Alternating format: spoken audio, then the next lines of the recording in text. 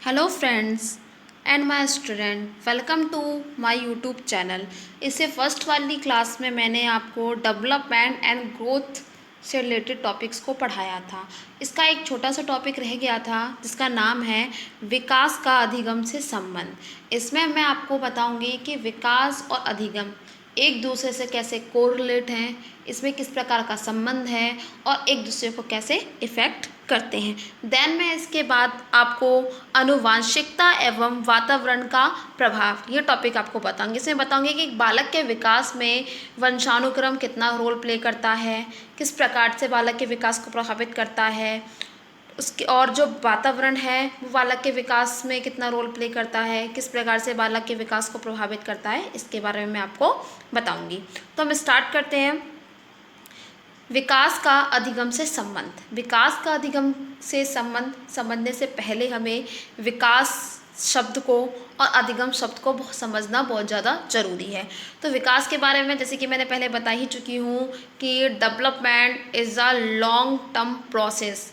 मतलब डेवलपमेंट जो विकास है वो एक लंबे समय तक चले नियंत्रण चलने वाली प्रक्रिया है, जो जिसका प्रारंभ बच्चा जब गर्भावस्था में होता है तब से विकास की प्रक्रिया शुरू हो जाती है। जन्म लेने के पश्चात से लेकर किशोरावस्था पौणावस्था तक निरंतर बालक में कुछ ना कुछ विकास होता रहता है। अगर हम बात करें विकास की, तो विकास के कुछ पहलू हैं जो एक दूसरे से कोरिलेट होते हैं और एक कोरिलेट होकर एक दूसरे को इफ़ेक्ट करते हैं। अधिगम की बात करें तो अधिगम का जो अर्थ होता है वो होता है सीखना। सीखने के द्वारा बालक अपने ज्ञान का अर्जन करता है और ज्ञान के अर्जन करने के माध्यम से वो अपने व्यवहार में चेंज लाता है। बालक अपने व्यवहार में मतलब ज्ञान अर्जन करके बालक के व्यवहार में चेंज आ रहा है, इट मीन्स उस बालक का अधिगम हो रहा है, लर्निंग चल रही है उस बालक की, वो कुछ ना कुछ सीख रहा है। अगर हम अधिगम की बात करें तो अधिगम भी लाइफ लॉन्ग चलने वाली एक प्रोसेस है, निरंतर चलने वाली प्रक्रिया है अधिगम। और अधिगम की बात करें तो अधिगम का प्रारंभ बच्चे के जन्म से, मतलब बच्चा जब गर्भावस्था में होता है तभी से अधिगम की प्रक्रिया का प्रारंभ हो जाता है। जन्म से लेकर मृत्यु तक निरंतर बच्चा कुछ ना कुछ सीखता रहता है। अब हम दोनों के संबंध की बात करें तो विकास और अधिगम दोनों में घनिष्ठ संबंध है, अटूट संबंध है। दोनों एक दूसरे को प्रभावित करते हैं, दोनों एक दूसरे से प्रभावित होते हैं। एक के बिना दूसरे की कल्पना करना असंभव है। ये नहीं हम कहेंगे कि विकास की प्रक्रिया पहले होती है, अधिगम की प्रक्रिया बाद में होती है।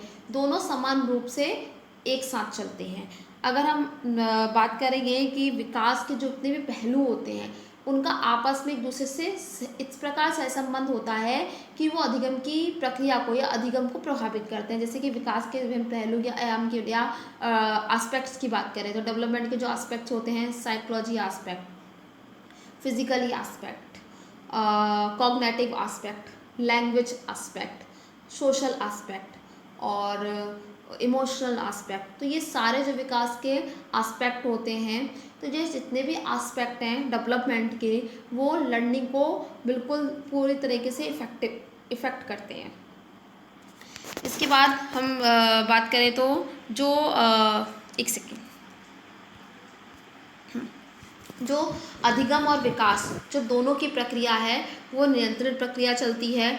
और जैसे जैसे बच्चे का अधिगम और विकास होता रहता है वैसे वैसे ही बच्चे के अंदर बच्चे के अंदर सिद्धांत विकसित हो जाते हैं।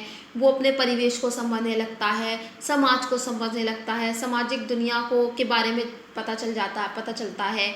कोई वस्तु है तो ये कैसी दिखती है, ये क्यों है और उसे किस प्रकार का व्यवहार करना चाहिए, और निर्णय लेने की क्षमता बच्चे के अंदर विकसित हो जाती है। तो जैसे जैसे विकास और अधिगम दोनों की प्रक्रिया निरंतर चलती है, जिसके कारण बच्चे के अंदर एक सिद्धांत विकसित, किसी भी विषय के बारे में सिद्धांत विकसित हो पाता है। जो विकास और अधिगम है वो दोनों एक ही सिक्के के दो पहलू हैं, पूरक के रूप में सामने आते हैं। एक के बिना दूसरे की कल्पना करना असंभव है। विकास और जो अधिगम है प्रभावित तत्व के रूप में हम देख सकते हैं कि दोनों एक दूसरे को इफेक्ट कर रहे हैं। जैसे जैसे एक बालक की आयु बढ़ती जाती है वैसे वैसे उस बालक के अंदर उसका बालक का शारीरिक विकास, मानसिक विकास, संज्ञानात्मक विकास, सामाजिक विकास होता रहता है। और जैसे जैसे बच्चे का विकास होता है, शारीरिक विकास हुआ, वैसे वैसे उस अधिगम उस अधिगम का विकास होता रहेगा। अगर बच्चे का मानसिक, शारीरिक, मानसिक दोनों विकास हो रहा है, वैसे वैसे ही अधिगम का विकास होता रहेगा।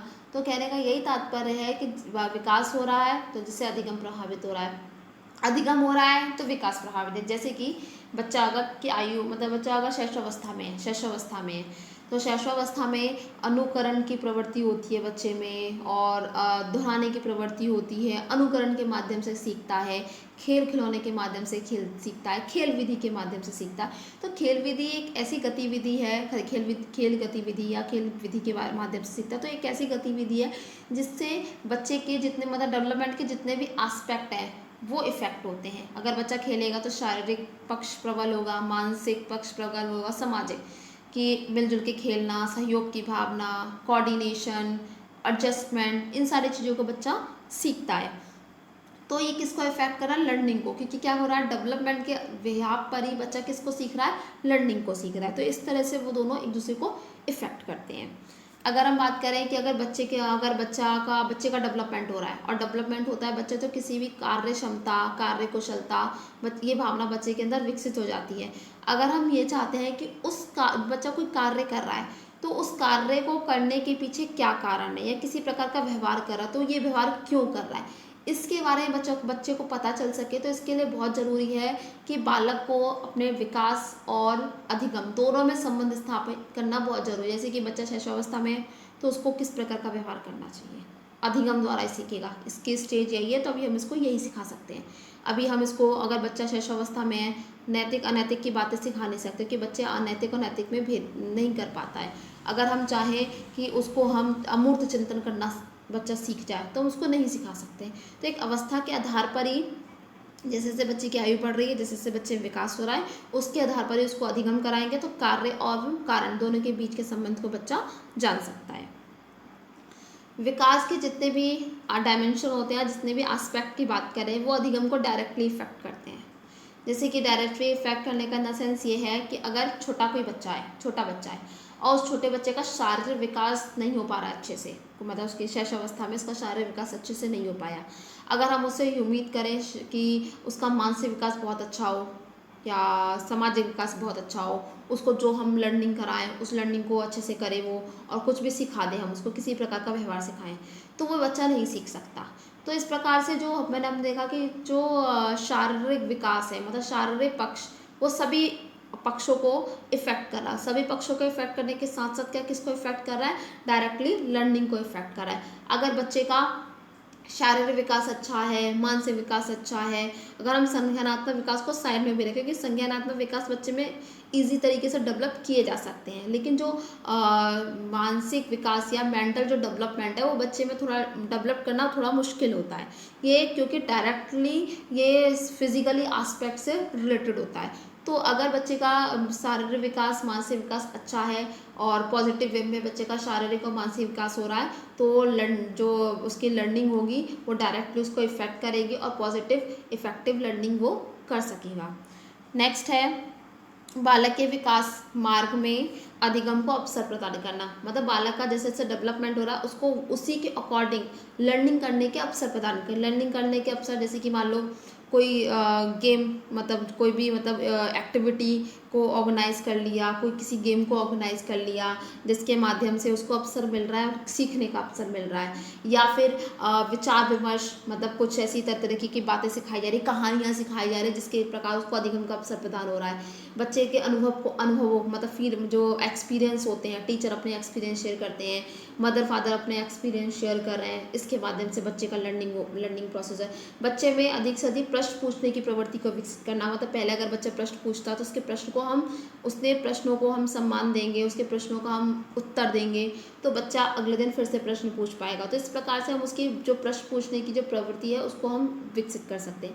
बच्चे में अभ्यास करने की, चिंतन मनन करने की प्रवृत्ति विकसित करना, बच्चे में अनुकरण अनुकरण के माध्यम से सीखने की प्रवृत्ति विकसित करना, बच्चे में कुछ प्रयोग, नए नए एक्सपेरिमेंट करने की प्रवृत्ति विकसित करना।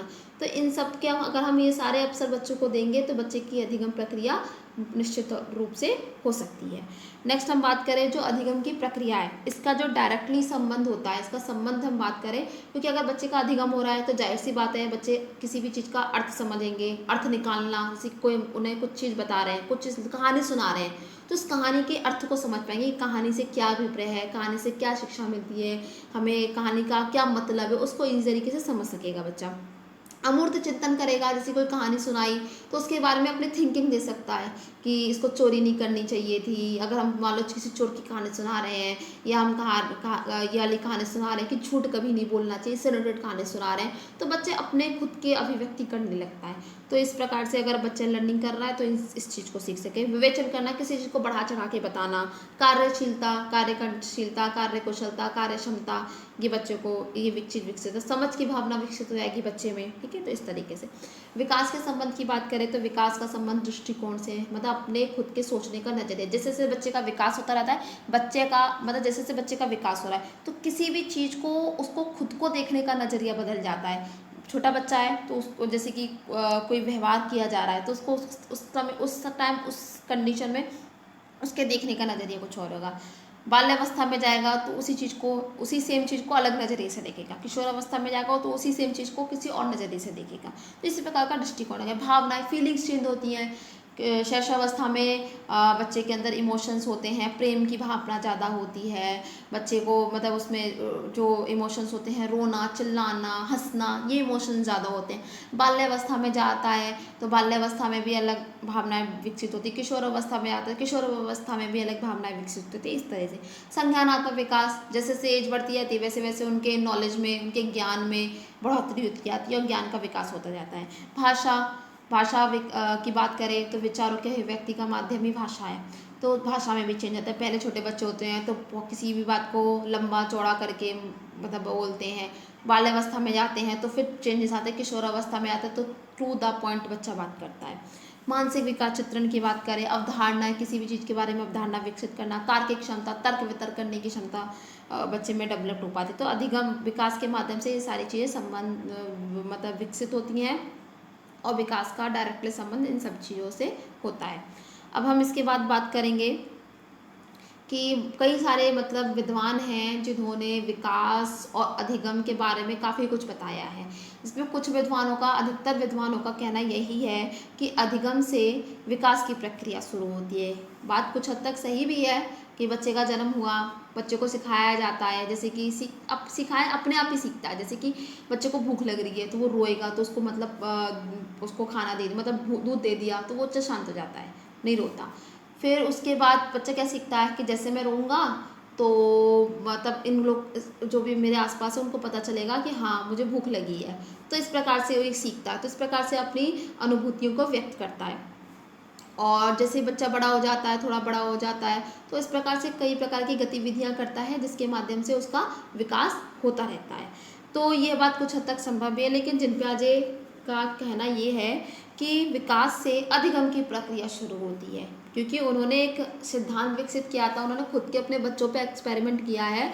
कॉग्निटिव डेवलपमेंट की जो थ्योरी है उन्होंने डेवलप की है, जिसमें उन्होंने अपने खुद के बच्चों पे एक्सपेरिमेंट किया था। उन्होंने विकास की अवस्था के आधार पर संज्ञानात्मक विकास को बताया था कि जैसे जैसे बच्चे का विकास होता है, जिससे अवस्था में एज के अकॉर्डिंग, एज ग्रुप में डिवाइड कर दिया था अवस्थाओं के अनुसार, उसके अकॉर्डिंग उन्होंने संज्ञानात्मक विकास को बताया था। जैसे कि पहली जो अवस्था थी इंद्रिय गामक अवस्था, जिसे संवेदी गामक अवस्था भी कहते हैं, और इसकी जो एज है वो जन्म से लेकर 2 वर्ष तक की होती है। इसमें बच्चा सेंस ऑर्गन्स द्वारा सीखता है, अपने संवेदिक अंगों द्वारा सीखता है। और तो इसमें क्या होगी, बताया कि बच्चे का विकास हो रहा है, इसके अकॉर्डिंग अधिगम कैसे हो रहा है, कैसे कैसे अधिगम कर सकता है। फिर दूसरी है, उन्होंने स्टेज बताई थी कि पूर्व संक्रियात्मक अवस्था। पूर्व संक्रियात्मक अवस्था की भी उन्होंने स्टेज डिवाइड कर दी थी, 2 से 7 साल तक की थी। तो उसमें बताया था कि 2 से 7 साल तक का बच्चा जो कैसे कैसे अधिगम करता है, वो अनुकरण के माध्यम से, अनुकरण की प्रवृत्ति होती है, किन किन माध्यमों से सीखता है।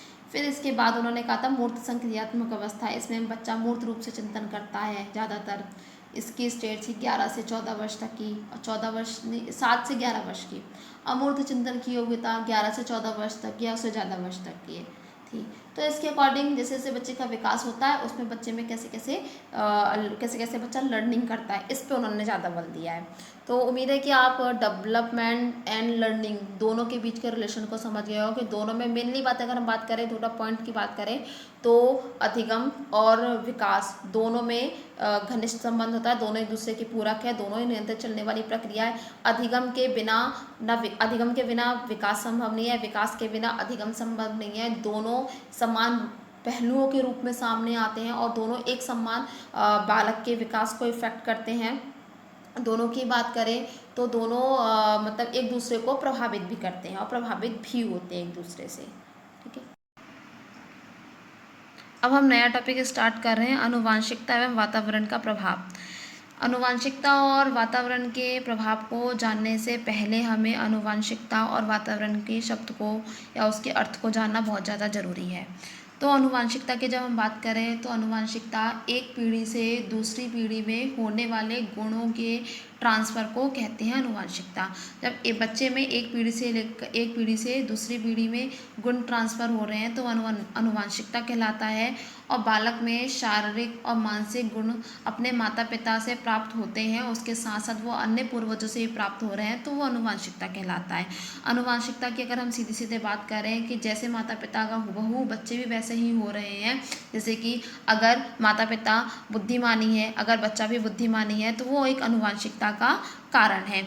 आनुवांशिकता के बारे में एक छोटी सी बात ये बताऊंगी कि जो मानव कोश में 46 गुणसूत्र होते हैं जो 23 जोड़ों में व्यवस्थित किए जाते हैं, जिसे हम जिन्स कहते हैं। जैसे कि बच्चे में 23 जो जोड़े जिन्स, तो माता पिता के 23 जोड़े जो जिन्स होते हैं बच्चे में ट्रांसफ़र होते ही हैं। अगर हम वातावरण की बात करें तो वातावरण क्या है? हमारे आसपास का जो परिवेश है, हमारे आसपास के जो वातावरण में जो निहित तत्व हैं या हमारे आसपास के लोगों के रहन सहन का तौर तरीका है या हमारे आसपास का जो समाज है, उसी को हम वातावरण कह सकते हैं। अब बालक के विकास के जो प्रत्येक पहलू है, जैसे कि भौगोलिक विकास, सामाजिक और सांस्कृतिक वातावरण, ये सारे वातावरण जो होते हैं बालक के विकास को प्रभावित करते हैं।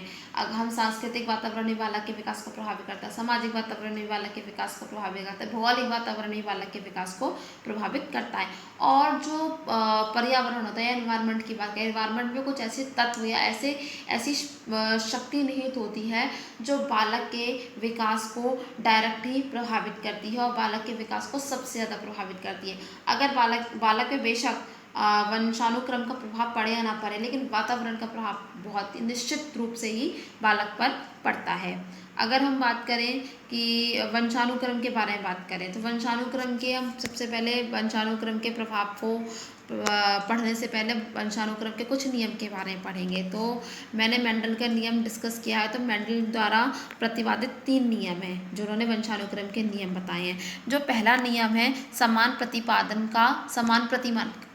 का सिद्धांत। समान प्रतिमान के सिद्धांत मतलब नाम से ही पता चल रहा है कि समान प्रतिमान मतलब एजिटेड माता पिता की तरह अगर उनकी संतान हो रही है तो वो समान प्रतिमान का सिद्धांत है। फॉर एग्जाम्पल अगर हम बात करते हैं कि माता पिता में जिस प्रकार के शारीरिक मानसिक गुण विद्यमान है या जो गुणसूत्र माता पिता में एजिटेड, वही गुणसूत्र अगर बच्चे में डेवलप्ड हो रहे हैं तो वो समान प्रतिमान का सिद्धांत है। अगर माता पिता की लंबाई काफ़ी अच्छी है, हाइट काफ़ी अच्छी है, अगर बच्चे की भी हाइट एजिटेड उतनी ही है या उसी के लगभग है, तो वो वंशानुक्रम का कारण है। अगर हम बात करें कि माता पिता में सच क्रिएटिविटी बहुत है, क्रिएटिविटी का गुण है विद्यमान है, अगर बच्चे में भी क्रिएटिविटी का गुण विद्यमान है तो वो एक वंशानुक्रम है। नेक्स्ट हम नियम की बात करें तो विभिन्नता का नियम है। इसमें वो अपने बालक में शारीरिक और मानसिक जो गुण होते हैं वो माता पिता से विपरीत होते हैं, एजिटेड नहीं होते। शारीरिक गुणों की बात करें या मानसिक गुणों की बात करें, सामाजिक गुणों की बात करें, संवेगात्मक गुणों की बात करें, वो अपने माता पिता के हूबहू ना होकर उनसे विपरीत होते हैं। जैसे कि बात करें कि अगर माता पिता का जो रंग रूप की बात करें कि माता पिता का रंग रूप मतलब ज़्यादा गोरा ना होकर थोड़ा गाढ़ा सा है, मतलब हल्का उनका जो रंग है डल कलर है उनका फेस का कलर। लेकिन अगर बच्चे का जो कलर है, जो रंग है वो काफ़ी गोरा है, तो वो क्या इसका ये है विभिन्नता का, ये सिद्ध करता है कि बालक में विभिन्नता, वंशानुक्रम का विभिन्नता का नियम है ये। और जैसे कि अगर एक और फील्ड से देखें हम कि अगर माता पिता में निर्णय लेने की बहुत अच्छी क्षमता है और बच्चों में निर्णय लेने की क्षमता नहीं विकसित है, तो ये विभिन्नता का सिद्धांत है। अगर हम बात करें मोटापे की, तो मोटापे, लंबाई, उच्चार, मतलब शारीरिक जो गठन, वंशानुगतता देखी जाती है शारीरिक गठन से, बौद्धिक बौद्धिक विकास से, चारित्रिक विकास से, इन सब से हम देखते हैं वंशानुक्रम का प्रभाव है। इन सभी लक्षणों के आधार पर हम पता कर सकते हैं। तो अगर हम माता पिता में निर्णय लेने की काफ़ी अच्छी क्षमता है, लेकिन बच्चा नहीं डिसीजन ले पा रहा, डिसीजन मेकिंग पावर नहीं है बच्चे में, तो ये विभिन्नता का नियम कहलाता है। नेक्स्ट हम बात करें प्रत्यागमन का नियम। प्रत्यागमन का नियम एक न्यू जनरेशन की शुरुआत, ये भी ठीक यही होता है कि माता पिता के बिल्कुल विपरीत होते हैं। इसमें तो होता है विभिन्नता का नियम में कि कुछ आस्पेक्ट्स में जो गुण होते हैं माता पिता के, वो बच्चे के अंदर विद्यमान नहीं हो पाते हैं, और कुछ आस्पेक्ट में बच्चे के अंदर वो गुण विद्यमान हो जाते हैं। लेकिन प्रत्यागमन में बिल्कुल डिफरेंट होता है। जैसे कि नहीं, मान लो फॉर एग्जांपल किसी पूर्वजों में से कोई एक पीढ़ी होगी जिसमें कोई एक पर्सन ऐसा होगा, पूर्वजों में कोई एक ऐसा पर्सन होगा जिसकी हाइट काफ़ी अच्छी खासी होगी, लेकिन उसके बाद की जितनी भी जनरेशन हुई, मतलब उसके जितने भी मोस्टली जो परिवार के जो सदस्य हैं उनकी हाइट काफ़ी नाटे हैं वो, लेकिन जो न्यू जनरेशन होती है उसकी हाइट काफ़ी लंबी होती है एकदम से। तो कहते हैं कि एक नई जनरेशन की, एक नई पीढ़ी की शुरुआत हो गई, कि उसके बाद की जितनी भी जनरेशन होगी उनकी हाइट क्या होगी, मतलब नाटे ना होकर सामान्य होगी या सामान्य से ऊपर होगी, एवरेज लेवल तक उनकी हाइट आएगी।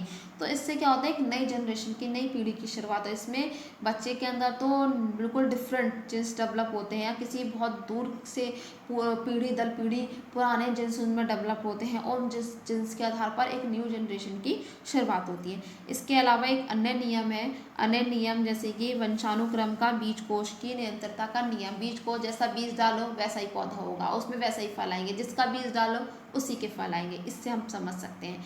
जैसे कि अगर पितृ सत्तात्मक और मातृ सत्तात्मक दोनों परिवार में से किसी एक परिवार के भी या किसी एक पर्सन के भी गुण बालक में विद्यमान होते हैं, तो वो बीज कोष का सिद्धांत होता है। बीज कोष के सिद्धांत में कि अगर माता पिता के ऊपर निर्भर करता है कि वो अपने बच्चों को जैसा बनाना चाहें वो वैसा बना सकते हैं। तो इस प्रकार का होता है बीज कोष का सिद्धांत या नियम। नेक्स्ट हम बात करते हैं अनुवांशिकता का प्रभाव। अनुवांशिकता का जो प्रभाव है वो शारीरिक लक्षणों पर पड़ता है, और शारीरिक लक्षणों को देखकर ही हम पता लगा पाते हैं कि इस बच्चे के शारीरिक ढांचे पर वंशानुक्रम का प्रभाव पड़ा है। बौद्धिकता, बुद्धि पर, या बुद्धि को देखकर हम पता लगा सकते हैं कि इसकी जो बुद्धि है, इसकी वो जो बुद्धि पर उसके वंशानुक्रम का प्रभाव है या उसके माता पिता का प्रभाव है। नेक्स्ट हम बात करें चरित्र पर प्रभाव, जो उसके बच्चे के करैक्टर को देखकर, उसके स्वभाव को देखकर हम पता लगा सकते हैं कि इसका जो स्वभाव है वो माता पिता से प्रभावित है या वातावरण से प्रभावित है। किससे प्रभावित है? अगर माता पिता से प्रभावित है तो वंशानुक्रम है, वातावरण से प्रभावित है तो वो इन्वायरमेंट फैक्टर है। तो जो सबसे पहला है शारीरिक लक्षणों पर प्रभाव, तो शारीरिक लक्षणों पर सबसे ज़्यादा प्रभाव देखने को मिलता है वंशानुक्रम का। बालक के रंग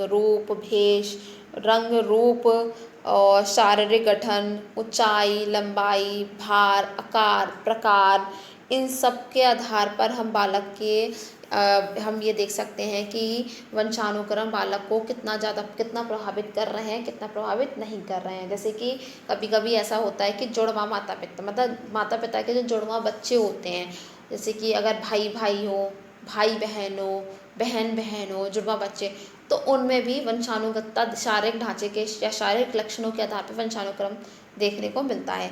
शक्ल एक जैसी होगी, या फिर लंबाई एक जैसी होगी, या रंग रूप एक जैसा होगा, और काफ़ी सारे इसमें दोनों के जो जीन्स होते हैं वो मैच करते हैं।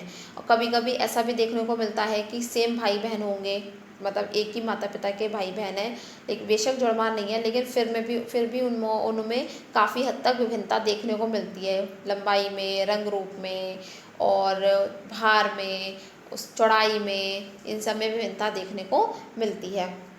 शारीरिक लक्षणों की बात करें तो शारीरिक लक्षणों में जैसे कि फॉर एग्जांपल हम दे सकते हैं कि अगर माता पिता क्या मतलब माता पिता का शारीरिक ढांचा, शारीरिक गठन लंबा है और ना बहुत ज़्यादा पतले हैं, ना बहुत ज़्यादा मोटे हैं, अगर बच्चे उनके संतान पर उनकी संतान भी सेम एज इट इज ऐसे ही है, तो ये वंशानुक्रम का एक कारण है। अगर हम बुद्धि प्रभाव की बात करें, बुद्धि पर प्रभाव, बुद्धि वंशानुक्रम का भी बुद्धि पे बहुत प्रभाव पड़ता है। बुद्धि क्या है? समस्या का समाधान करने की योग्यता, अमूर्त चिंतन की योग्यता, अनुभवों से लाभ उठाने की योग्यता, तर्क वितर्क करने की क्षमता, अमूर्त चिंतन की योग्यता, ये सारी चीज़ें हम इन सब के आधार पर हम बुद्धि को समझ पा सकते हैं।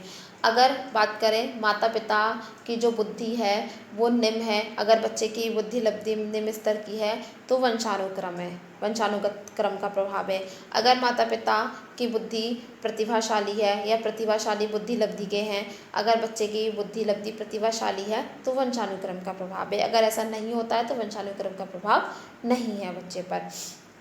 उस अगर बुद्धि जैसे कि माता पिता में निर्णय लेने की क्षमता बहुत ज़्यादा अच्छी है, बच्चे में डेवलप नहीं हो पाई है, इन्वायरमेंट उसको ऐसा नहीं मिला कि उसमें निर्णय लेने की क्षमता, कभी उसे डिसीजन लेने का, माता पिता ने बच्चा बच्चा समझ के कभी उसे डिसीजन लेने का मौका ही नहीं दिया कि अपने निर्णय वो खुद ले सके, तो उसमें निर्णय लेने की क्षमता विकसित नहीं हुई है, तो उस पर वंशानुक्रम का प्रभाव ना पड़ के उस पर इन्वायरमेंट का इफेक्ट पड़ा हुआ है। तो इस प्रकार से हम बुद्धि पर भी वंशानुक्रम का प्रभाव पड़ता है। इंटेलिजेंस, किस कार्य को कितनी बुद्धि, कितनी सूझबूझ, कितनी समझ के संग कर रहा है। माता पिता अगर किसी भी चीज़ को बहुत जल्दी समझ पा रहे हैं, उनकी बुद्धि लब्धि काफ़ी अच्छी है, बच्चा नहीं समझ पा रहा, तो ये वंशानुक्रम का प्रभाव नहीं है। समझ पा रहा है तो वंशानुक्रम का प्रभाव बच्चे पर पड़ रहा है। चरित्र की बात करें, चरित्र सबसे ज़्यादा माता पिता का, जैसे ऐसा माना जाता है जैसे माता पिता का चरित्र होता है एज इट इज बच्चे का भी चरित्र सेम उसी प्रकार डेवलप होता है। अगर मान लो घर परिवार में लड़ाई झगड़े हो रहे हैं, माता पिता आपस में लड़ते हैं, उनमें ईर्ष्या जलन क्रोध की भावना है, उनका जो स्वभाव है वो सहनशील धैर्यशील स्वभाव नहीं है, उत्तम व्यवहार नहीं है उनका, और वो लड़ाई झगड़े की भावना से ओतप्रोत है, अगर तो इसका असर सीधे डायरेक्ट बच्चे के चरित्र पर ही पड़ता है और बच्चे का व्यवहार ठीक इसी प्रकार विकसित हो जाता है। तो ये वंशानुक्रम का प्रभाव है। अगर बच्चे का व्यवहार इस प्रकार विकसित नहीं हो पा रहा है, हो सकता है वो अपने मम्मी पापा के साथ ही नहीं रहता हो, वो ऐसे इन्वायरमेंट में रहता हो जहाँ पे लड़ाई झगड़े नहीं होते हो, क्रोध की भावना मतलब क्रोध, अगर पिता को ज़्यादा गुस्सा आता है तो बच्चे को गुस्सा आ रहा है तो वो वंशानुक्रम है। पिता बहुत धैर्यशाली है, बच्चा धैर्यशाली है तो वो वंशानुक्रम है। पिता काफ़ी उत्तम व्यवहार है, सृजनशील है, बच्चा सृजनशील है तो वो वंशानुक्रम का प्रभाव। बच्चा सृजनशील नहीं है तो वंशानुक्रम का प्रभाव नहीं, उसको ऐसा इन्वायरमेंट मिला है जहाँ पे लड़ाई झगड़े होते हैं। तो इस प्रकार से वंशानुक्रम पर शारीरिक लक्षणों का प्रभाव पड़ता है, बुद्धि का प्रभाव पड़ता है और रुचि का प्रभाव पड़ता है। नेक्स्ट अब हम बात करते हैं वातावरण का प्रभाव। वातावरण भी जैसे जिस प्रकार वंशानुक्रम बालक के विकास को प्रभावित करते हैं, एज इट इज सेम इसी प्रकार वातावरण भी बालक के विकास को प्रभावित करते हैं, जिसका सबसे पहला जो प्रभाव है शारीरिक अंतर पर देखने को मिलता है। हमने जैसे कि बात की थी कि शारीरिक विकास पर वंशानुक्रम का सबसे ज़्यादा प्रभाव पड़ता है। ये बात बिल्कुल सही है कि व्यक्ति के शारीरिक लक्षणों पर जिस जैसे वंशानुगतता का प्रभाव पड़ता है, ठीक उसी प्रकार वातावरण का भी प्रभाव पड़ता है। जैसे कि अगर हम बात करें कि जो पहाड़ी क्षेत्रों में रहने वाले जो लोग होते हैं उनका कद काफ़ी छोटा होता है और रंग भी गाढ़ा गेहुमा रंग के होते हैं वो, ठीक है। लेकिन जो मैदानी क्षेत्र में रहने वाले जो लोग होते हैं उनका कद काफ़ी लंबा और शारीरिक गठन काफ़ी अच्छा होता है, देखने को मिलता है। अगर हम दूसरे एस्पेक्ट से रिलेटेड बात करें कि चीन में जो चाइनीज़ लोग होते हैं, चीन में जो रहते हैं जो चाइनीज़ लोग होते हैं उनका कद छोटा होता है, लंबी हाइट नहीं होती है, मुंह चपटा होता है और उनकी जो शारीरिक ढांचा होता है वो काफ़ी ढीला सा होता है, गठन शारीरिक गठन अच्छा नहीं होता, लचीला होता है। लेकिन जो अगर हम बात करें पंजाबी लोगों की बात करें तो उनकी हाइट कद काफ़ी ऊंचा होता है, लंबा होता है और मोटा मतलब शरीर तंदुरुस्त होता है, काफ़ी फुर्तीले होते हैं। तो इस तरीके से उनके मतलब एक इन्वायरमेंट के अकॉर्डिंग शारीरिक ढांचे में ही परिवर्तन आता है और शारीरिक रूप से ही परिवर्तन आ सकता है और फिजिकली एस्पेक्ट को इन्वायरमेंट सबसे ज़्यादा इफेक्ट करता है। जैसे कि मान लो अगर किसी के मम्मी पापा में से कोई मोटा है बहुत ज़्यादा, लेकिन बच्चे को ऐसा इन्वायरमेंट मिला जहाँ पे उसे पौष्टिक भोजन मिल रहा है, प्रॉपर व्यायाम मिल रहा है, एक्सरसाइज कर रहा है, मेहनत कर रहा है, परिश्रम कर रहा है, तो उससे उसका जो मतलब मोटा ना होकर वो फिजिकली फिट है, मतलब एवरेज लेवल का है, ना हम उसे ज़्यादा बहुत ज़्यादा मोटा कहेंगे ना बहुत ज़्यादा पतला कहेंगे। तो उस पर उसके वंशानुक्रम का प्रभाव ना पड़ के उस पर एनवायरनमेंट का प्रभाव। रंग रूप वेशभूषा की बात करें, माता पिता गाँव कस्बे में रहते थे, खुले वातावरण में रहते थे जहाँ पे डायरेक्ट सूर्य की रोशनी आती थी, जिसके कारण उनका जो रंग था वो गेहुमा था। लेकिन अचानक वो मतलब शहर में रहने लगे हैं, जैसे नई पीढ़ी का जन्म हुआ है, तो जिससे उनका उसका अगर रंग बहुत ज़्यादा गोरा है तो उस पर वंशानुक्रम का प्रभाव ना पड़ पे वातावरण का प्रभाव पड़ा है। तो इस प्रकार से शारीरिक अंतर पर वातावरण का प्रभाव पड़ता है। अगर हम नेक्स्ट बात करें तो प्रजातियों की श्रेष्ठता का प्रभाव। प्रजातियों की श्रेष्ठता से मतलब अभिप्राय ये है कि अगर किसी के माता पिता बहुत महान व्यक्ति हैं, अगर बच्चे को वैसा वातावरण, महान व्यक्ति बनने वाला वातावरण नहीं मिला, ऐसा सांस्कृतिक वातावरण नहीं मिला, ऐसी शैक्षिक वातावरण नहीं मिला, ऐसा सामाजिक वातावरण नहीं मिला, तो वो उपलब्ध नहीं हुआ, तो वो महान व्यक्ति नहीं बन पाएगा।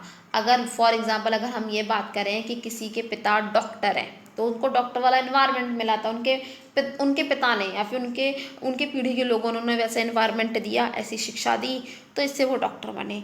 लेकिन किसी कारणवश उसके बच्चों को वो एनवायरनमेंट अब नहीं मिला, वो शिक्षा उपलब्ध नहीं हो पाई, या फिर वो सांस्कृतिक वातावरण, वैसा सांस्कृतिक वातावरण नहीं मिला, वैसा शिक्षा मान लो उसने उपलब्ध ले ली कर ली, लेकिन सामाजिक और सांस्कृतिक वातावरण वैसा नहीं मिला, तो वो डॉक्टर नहीं बन पाएगा। तो इस प्रकार से ये होता है, एनवायरनमेंट इफेक्ट करता है। लेकिन वो ऐसे एनवायरनमेंट में रह रहा है कि टीचर बनना चाहता है, मान लो ऐसे एनवायरनमेंट में रह रहा है जहाँ पे वो टीचर बनता है, जैसे कि उसका जो फ्रेंड सर्कल है, ग्रुप है, वो टीचर बनना चाहते हैं, तो वैसे एनवायरनमेंट में रह रहा है, या उसके अंदर ऐसी क्वालिटी डेवलप हो रही है कि टीचर बनने की, तो वो टीचर बनेगा।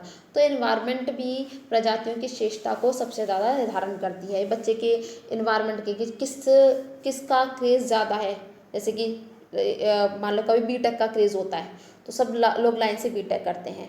कभी एकदम से टीचर बनने का बहुत ज़्यादा क्रेज़ होता है, सब लोग एकदम से बीएड डीएलएड बीटीसी करेंगे। तो इस प्रकार से ये होता है कि एनवायरनमेंट की आसपास के वातावरण में कौन सी योग्यता सबसे ज़्यादा निहित है, उसके अकॉर्डिंग बच्चे पे उसका इफेक्ट सबसे ज़्यादा पड़ता है।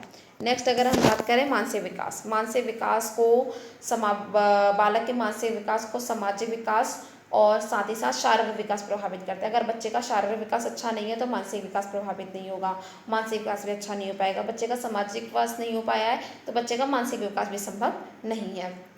मानसिक विकास से अगर तात्पर्य ये है कि अगर फॉर एग्जाम्पल अगर माता पिता का मानसिक विकास बहुत अच्छा है, सूझबूझ की क्षमता बहुत अच्छी है, और सहनशीलता है, धैर्यशीलता है, क्रोध की भावना नहीं है, फ्रस्ट्रेट नहीं होते हैं किसी चीज़ से, लेकिन बच्चा ठीक ऑपोजिट है, बच्चे के अंदर बहुत जल्दी गुस्सा आ जा रहा है, और समाज के अकॉर्डिंग बिहेव नहीं कर रहा है, किसी भी चीज़ को एक्सेप्ट नहीं कर रहा, अपनी गलतियों को स्वीकार नहीं पा रहा, टेंशन में रह रहा है, तनाव संघर्ष से ग्रस्त रह रहा है, तो उस पर वंशानुक्रम का प्रभाव ना पड़ते एनवायरनमेंट इफेक्ट कर रहा है। आसपास का ऐसा वातावरण है, सामाजिक वातावरण, मान लो समाज के अनुकूल व्यवहार नहीं कर रहा है, समाज में समायोजन स्थापित नहीं कर रहा है, तो इससे ऐसा एनवायरनमेंट मिला है उसे, ऐसा मतलब समाज का वातावरण है, ऐसा एनवायरनमेंट है जहाँ पे वो जिसके कारण वो इस प्रकार का बिहेव कर रहा है, जहाँ पे जिस सोसाइटी में जिन फ्रेंड सर्कल्स में रहता है वो लोग इस प्रकार का व्यवहार कर रहे हैं, जिसका असर उस बच्चे पर पड़ रहा है। तो बच्चे के मानसिक विकास पर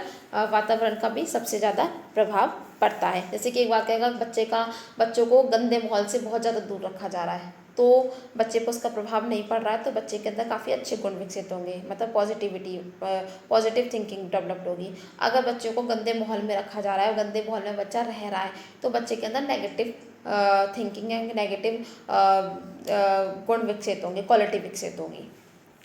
अब हम बात करते हैं व्यक्तित्व प्रभाव। बच्चे के विकास, शारीरिक विकास पर, मानसिक विकास पर वातावरण का प्रभाव पड़ता है। एजिटेड बच्चे के व्यक्तित्व पर, पर्सनैलिटी पर भी एनवायरनमेंट का इफेक्ट पड़ता है। पर्सनैलिटी की बात करें, जैसे कि मान लो माता पिता की पहले हम बात करते हैं वंशानुगतता से इसको जोड़ते हुए।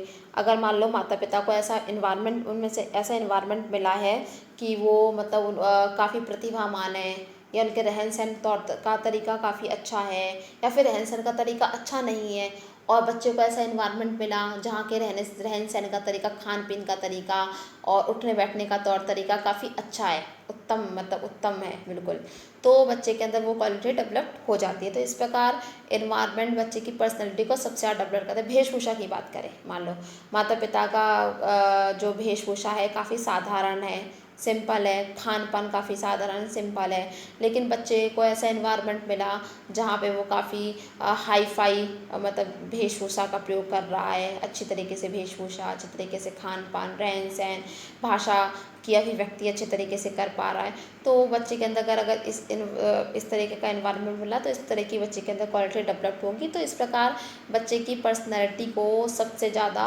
इन्वायरमेंट इफेक्ट करती है। और एक एग्जांपल और, जैसे कि बालक जो निर्धन परिवार का है, तो उसकी जो कुछ ज़रूरतें हैं पर्सनैलिटी से रिलेटेड, जो अच्छे पौष्टिक भोजन आहार उसकी पूरी नहीं हो, बेशक माता पिता की पर्सनैलिटी बहुत अच्छी है, लेकिन बच्चा अगर निर्धन परिवार का है तो उसके अकॉर्डिंग उसका खान पान, वेशभूषा रहन सहन का तौर तरीका उसको नहीं दिया तो उसकी पर्सनैलिटी काफ़ी डाउन हो जाएगी। तो इसका मतलब यही है कि इसको इन्वायरमेंट इफेक्ट कर रहा है, वंशानुगत क्रम इफेक्ट नहीं कर रहा है। अगर अब हम बात करें नेक्स्ट, जो वातावरण को प्रभावित करने वाला तत्व है बालक पर बहुमुखी प्रभाव, जो विकास के पहलू होते हैं, शारीरिक विकास, मानसिक विकास, बौद्धिक विकास, संज्ञानात्मक विकास और नैतिक विकास, शारीरिक विकास, इन सभी विकास और सांस्कृतिक विकास, इन सभी विकास पर वातावरण का बहुत ज़्यादा प्रभाव पड़ता है और वातावरण के माध्यम से ही बालक का सर्वांगीण विकास संभव है। हम ओवरऑल डेवलपमेंट की बात करें तो ये डेवलपमेंट इन्वायरमेंट के थ्रू हो पाता है। ओवरऑल डेवलपमेंट उसको ऐसा मतलब खेल कूद, शारीरिक परिश्रम से रिलेटेड उसे वर्क दिए जा रहे हैं तो उसका शारीरिक विकास अच्छा होगा, मानसिक विकास, अच्छा इन्वायरमेंट है, जैसे इन्वायरमेंट में रहता है वहाँ के लोगों की सोच अच्छी है, सोचने समझने की क्षमता अच्छी है, व्यवहार अच्छे से करते हैं, एक दूसरे को ट्रीट अच्छे से करते हैं, तो इस प्रकार उसमें उस तरीके की पर्सनैलिटी मतलब उस तरीके का मानसिक विकास उस बच्चे में डेवलप हो जाएगा। अगर हम बात करें सामाजिक, एक दूसरे के संग सहयोग, सपोर्ट, मिलजुल के रहने की भावना, हेल्प करने की भावना, ये सारी चीज़ें अगर बच्चे ऐसा मतलब जिस समाज में रह रहा है वहाँ के लोगों का व्यवहार इस तरीके का है तो बच्चे का अंदर चीज क्वालिटी डेवलप हो जाएगी। तो वही है कि इन्वायरमेंट बालक का बहुमुखी विकास करता है। बहुमुखी विकास से यही मतलब है कि जो बालक के विकास के जितने भी आयाम हैं उसका एक निश्चित अच्छी मतलब निश्चित दिशा में अगर विकास हो पा रहा है, सही दिशा में विकास हो पा रहा है तो बालक का ओवरऑल डेवलपमेंट संभव होता है। अगर अब हम बात करते हैं नेक्स्ट, वातावरण संबंधी कारक। अगर हम कारकों की बात करें, इसमें पहला कारक है भौतिक कारक। भौतिक कारक इन्वायरमेंट को सबसे ज़्यादा इफेक्ट करते हैं। जैसे कि भौतिक कारक में प्राकृतिक और भौगोलिक परिस्थितियाँ आती हैं। तो जैसे कि अगर हम बात करें कि मनुष्य अगर ऐसे जलवायु में, मनुष्य को ऐसे जलवायु प्राप्त हो रही है, ऐसे जलवायु में रह रहा है जहाँ की जलवायु काफ़ी ज़्यादा ठंडी है, तो उस एरिया में या उस जगह पे जो लोग रहते हैं वहाँ के लोगों का स्वभाव काफ़ी शांत होगा और बुद्धिमानी होंगे। वहाँ के जो लोग रहते हैं वहाँ का रंग, उन रहने वाले लोगों का जो रंग है वो गोरा होगा। और जो लोग गर्म प्रदेश में रहते हैं वहाँ के लोगों का जो व्यवहार होगा वो काफ़ी मतलब क्रोध वाला, गुस्से वाला, तनाव वाला, फ्रस्ट्रेट होंगे। और जो रंग की बात करें तो रंग भी गेहुमा रंग हो सकता है या काला रंग के हो सकते हैं। बुद्धिमानी भी इतने अधिक नहीं होते हैं, सामान्य होते हैं या मन बुद्धि लब्धि के होते हैं। इतने अधिक प्रतिभाशाली के कुछ हद तक हो भी सकते हैं, लेकिन ज़्यादातर जो केसेस की बात करें वो सामान्य बुद्धि लब्धि के पाए जाते हैं। तो इस प्रकार अगर हम भौगोलिक जो कारक है वो सबसे ज़्यादा इफेक्ट करता है। जैसे कि अमेरिका की हम एग्जांपल देते हैं, अमेरिका की बात करें, अमेरिका में जो ठंडा देश है तो वहाँ के रहने वाले लोग बहुत ज़्यादा गोरे होते हैं और इंटेलिजेंट भी बहुत होते हैं, शांत स्वभाव के होते हैं। लेकिन अगर हम अपने इंडिया की बात करें या इंडिया की बात करें, नॉर्थ इंडिया में तो हर रंग रूप वेशभूषा के लोग होते हैं, लेकिन किसी गर्म इलाके की बात करते हैं हम तो वहाँ के जो लोग होते हैं वो काफ़ी ज़्यादा काले होते हैं, रंग रूप वेशभूषा भी इतनी अच्छी नहीं होती है, बुद्धि लब्धि भी हम देखें इतनी काफ़ी अच्छी नहीं होती है, शरीर सुडौल नहीं होता है उनका। तो इस तरीके से हम बात कर सकते हैं भौतिक कारक के। तो भौतिक कारक इस प्रकार से बालक के विकास को प्रभावित करता है और भौतिक कारक सब किससे इफेक्ट होता है, एनवायरनमेंट से इफेक्ट होता है। नेक्स्ट हम बात करें सामाजिक कारक की। तो सामाजिक कारक में बच्चा जिस समाज में रह रहा है, मतलब जिस समाज में रह रहा है, जिस सोसाइटी में रह रहा है, वहाँ के रीति रिवाज कैसे हैं, वहाँ की परंपराएं कैसी हैं, वहाँ का जो समाज के जो लोग हैं उनका रहन सहन, खान पीन, उठने बैठने का तौर तरीका कैसा है, किस प्रकार का व्यवहार हो, किस प्रकार के व्यवहार की अनुभूति कर रहे हैं, उसका डायरेक्ट इफेक्ट बच्चे के विकास पर पड़ता है। अगर समाज में रहने वाले लोगों में समायोजन की भावना नहीं है, अनुकूलन की भावना नहीं है, एक दूसरे को सपोर्ट करने की भावना नहीं है, आपसी सहयोग नहीं है, तो बालक में भी वो क्वालिटी डेवलप हो जाती है। तो इस प्रकार से जो सामाजिक फैक्टर है वो बच्चे को किसी न किसी रूप से प्रभावित करता है। बेशक अगर माता पिता है जो उनका जो सामाजिक विकास है काफ़ी अच्छा है, रहन सहन खान पीने का तरीका अच्छा है और विचारों की अभिव्यक्ति अच्छी है, लेकिन वहाँ की जो सोसाइटी है, सोसाइटी आपस में लड़ाई झगड़े कर रहे हैं, सोसाइटी के जो लोग आपस में लड़ाई झगड़े कर रहे हैं, एक दूसरे को गाली दे रहे हैं, तो इसका इफेक्ट बच्चे पे पड़ता है। तो सामाजिक कारक बच्चे के विकास को सबसे ज़्यादा इफेक्ट करता है। अब नेक्स्ट है जो आर्थिक विकास। आर्थिक विकास की बात करें कि बच्चे की कुछ मूलभूत आवश्यकताएं होती हैं। अगर बच्चे की वो निर्धन परिवार का है बच्चा, तो उसकी मूलभूत आवश्यकताएं की पूर्ति नहीं हो पाती, तो बच्चा अपराध की प्रवृत्ति को अपना लेता है, गलत रास्ते पे चला जाता है। तो इस प्रकार जो आर्थिक कारक है वो बच्चे के जो आर्थिक कारक वाला जो इन्वायरमेंट है वो बच्चे के विकास को काफ़ी हद तक प्रभावित करता है। जैसे कि अगर मान के चले आर्थिक स्थिति अच्छी नहीं है तो बच्चे को पौष्टिक भोजन नहीं मिल पा रहा है, संतुलित आहार नहीं मिल पा रहा है, जिसके कारण बच्चा क्या है जिसके कारण बच्चे के फिजिकली आस्पेक्ट पर इफेक्ट पड़ रहा है, फिजिकली आस्पेक्ट पे इफेक्ट पड़ रहा है, तो बच्चे के बौद्धिक क्षमता भी बच्चे के अंदर विकसित नहीं हो पा रही है, बौद्धिक विकास भी काफ़ी अच्छे तरीके से नहीं हो पा रहा है, छोटी मोटी ज़रूरतों को बच्चा पूरा नहीं कर रहा है अपने मतलब भौतिक आर्थिक स्थिति अच्छी ना होने के कारण। तो इस प्रकार वो उसको इफेक्ट, बेशक माता पिता कितने भी तंदुरुस्त हो, हट्टे कट्टे हो, लेकिन उसको पौष्टिक भोजन संतुलित आहार नहीं मिल रहा है तो वो हट्टे कट्टा कम नहीं होगा, कमज़ोर होगा। तो इस प्रकार से इन्वायरमेंट उसको इफेक्ट कर रहा है। सांस्कृतिक कारक की बात करें, सांस्कृतिक कारक की संस्कृति जो जिस एरिया में रह रहा वहाँ का कल्चर है कि पूजा पाठ करने वाला और रहन सहन का तरीका अलग है, उठने बैठने का खान पीन का तरीका अलग है। तो अगर जिस इन्वायरमेंट में रह रहा है तरीका अलग है, बेशक माता पिता के खान पीन का तरीका अलग है, पूजा पाठ करने का तरीका अलग है, लेकिन जिस इन्वायरमेंट में वो रह रहा है वहाँ का पूजा पाठ करने का तरीका, खान पीन का तरीका, उठने बैठने का तरीका, आहार में डिफरेंस है, आचार विचार में अंतर है, संस्कार में अंतर है, तो बच्चे पर उसी चीज़ का इफेक्ट पड़ेगा, इन्वायरमेंट का, ना कि वंशानुक्रम का, क्योंकि जिस इन्वायरमेंट में बच्चा रह रहा हो उसका सबसे ज़्यादा इफेक्ट पड़ता है।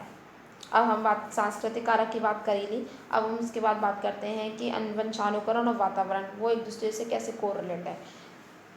कोरिलेट तो नहीं कहेंगे हम, उन दोनों में अंतःक्रिया है। अंतःक्रिया के माध्यम से बालक का विकास सही दिशा की ओर निश्चित रूप से हो पाता है या बच्चे में पॉजिटिव डेवलपमेंट हो सकता है।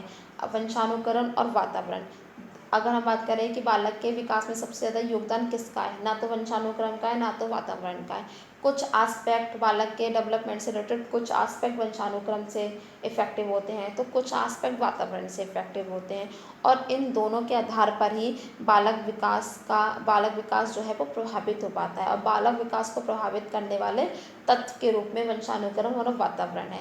लेकिन सबसे ज़्यादा जो हम बात करते हैं इन्वायरमेंट का, बच्चे के डेवलपमेंट पे सबसे ज़्यादा इफेक्ट इन्वायरमेंट का होता है। अगर कोई तत्व प्रभावित तत्व है तो वो इन्वायरमेंट है। वंशानुक्रम बेशक भी हमें कई अभी पढ़े भी कि वंशानुक्रम बेशक भी हावी होता है बच्चे के डेवलपमेंट पे, लेकिन हम उसे इन्वायरमेंट के द्वारा, बेशक हावी हो गया है लेकिन हम उसे ऐसा इन्वायरमेंट दें तो इन्वायरमेंट के द्वारा उस क्वालिटी को चेंज कर सकते हैं और अच्छी क्वालिटी बच्चे के अंदर डेवलप कर सकते हैं। Thank you. और जितना भी मैंने पढ़ाया इससे रिलेटेड अगर आपको कोई भी कन्फ्यूज़न है और कोई भी ऐसा शब्द है, कोई भी ऐसा टॉपिक है अगर आपको समझ में नहीं आया तो मुझे कमेंट बॉक्स में कमेंट करके बता सकते हैं। धन्यवाद।